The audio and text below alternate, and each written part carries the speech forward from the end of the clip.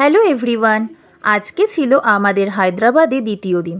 আর আজকে আমরা যাচ্ছিলাম গোলকুন্ডা ফোর্ট ঘুরতে। এখানে প্রচণ্ড গরমের জন্য আমরা প্রতিদিন বিকালের সময়টাকে বেছে নিয়েছিলাম আমাদের ঘুরতে যাওয়ার জন্য। এই ছিল গোলকুন্ডা ফোর্ট। অসাধারণ সুন্দর একটা জায়গা। ফোর্টের চারপাশটা এতটা সুন্দর যে দেখেই মনটা আনন্দে ভরে যাচ্ছিল। আর তাতুনকে দেখো, তার আনন্দ তো আর ধরে না। খোলামেলা জায়গা পেয়ে তার আনন্দ তো প্রায় সীমা হারিয়ে ফেলেছিল। আর এটি ছিল ফোর্টের ভিতরে প্রবেশ করার মেন গেট। বাইরে থেকে তো সেভাবে কিছুই বোঝা যাচ্ছিল না। ভেতরে প্রবেশ করতেই দেখতে পেলাম এর আসল সৌন্দর্য। গোলকুন্ডা ফোর্টটি সম্পর্কে কিন্তু আমরা ছোটবেলায় ইতিহাসেও পড়েছি।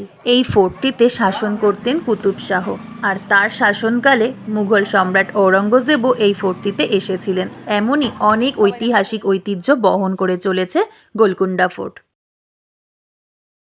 যাই হোক না কেন, এই জায়গাগুলি ছাড়াও রামোজি ফিল্ম সিটি, যেটা আমার আর শান্তনুর ভীষণ পছন্দের একটা জায়গা, সেখানে তাতুনকে নিয়ে যাওয়ার খুবই ইচ্ছা ছিল। কিন্তু হায়দ্রাবাদে যে এত ভীষণ গরম, যে কারণে সারাটা দিন ঘোরাটা খুবই ডিফিকাল্ট ছিল। তাই রামোজির প্ল্যানটা ক্যান্সেল করতেই হলো।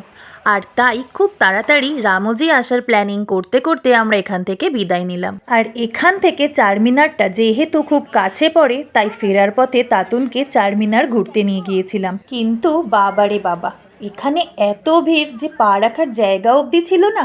তাই সামনে থেকে ঘুরেই হোটেলের উদ্দেশ্যে রওনা দিলাম। আর এখানেই শেষ হলো আমাদের হায়দ্রাবাদ যাত্রা।